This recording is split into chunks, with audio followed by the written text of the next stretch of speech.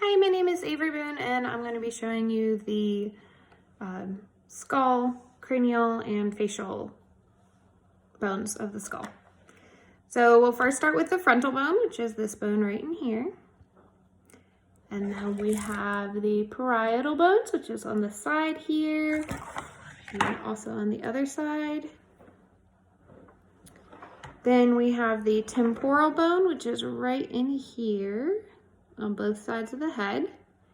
We also have the occipital bone, which is the back bone of the skull. There's a couple of sutures that divide the skull, starting with the coronal suture, which is right here in the front. Then we have the sagittal suture, which is between the parietal bones.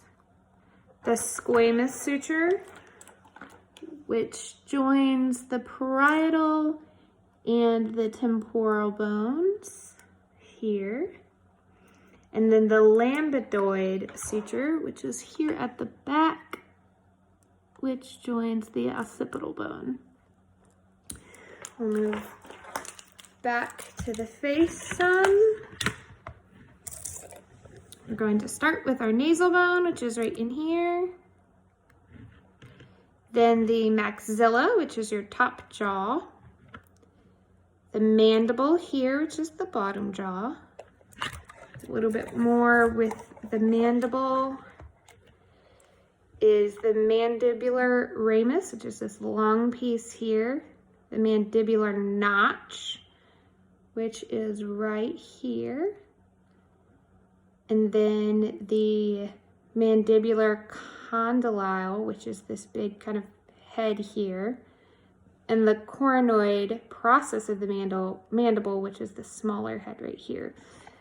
There's also the mental foramen, which is these little tiny openings on either side of the mandible. We'll move over to our zygomatic bone, which is the cheekbone here. And then kind of in front of the temporal bone right in here is the sphenoid bone. This is the lateral view of the sphenoid bone.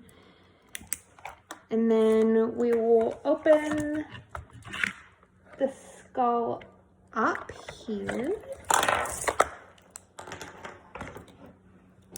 I'll show you a little bit more. So the ethmoid bone is right in here. It's the back inner portion of the eye. If you look through here, it's all the way in the back.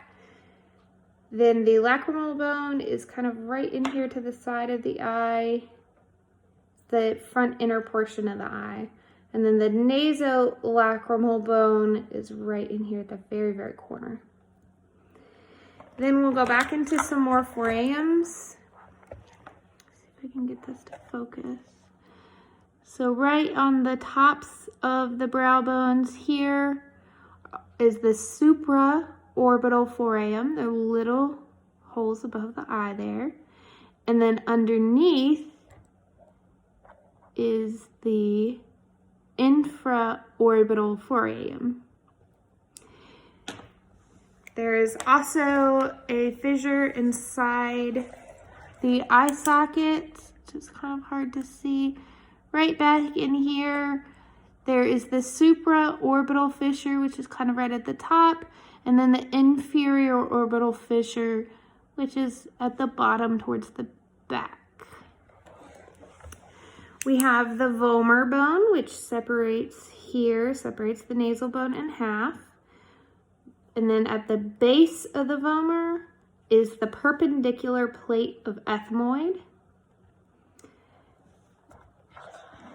So in here, we will look at the middle conchae, which is underneath the cribriform plate, which is this kind of spongy bone right in here. The inferior conchae, which is underneath the middle conchae. There is the anterior nasal spine, which is at the base of the nasal bone. External auditory meatus, which which is the hole right here on the side of the skull. The glabella, which is right in between the brow. Then when looking again into the sphenoid bone, which is right in here, these top kind of wings is the lesser wing of the sphenoid. And then even further underneath there are more wings, and that is the greater wing of the sphenoid. The optic canal is right in here. Then there are some very tiny forams in here as well.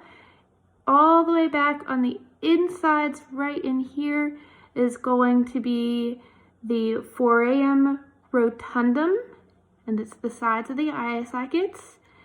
Behind the rotundum is going to be the foramen ovale, and then the larger opening down here is going to be the foramen lacrum.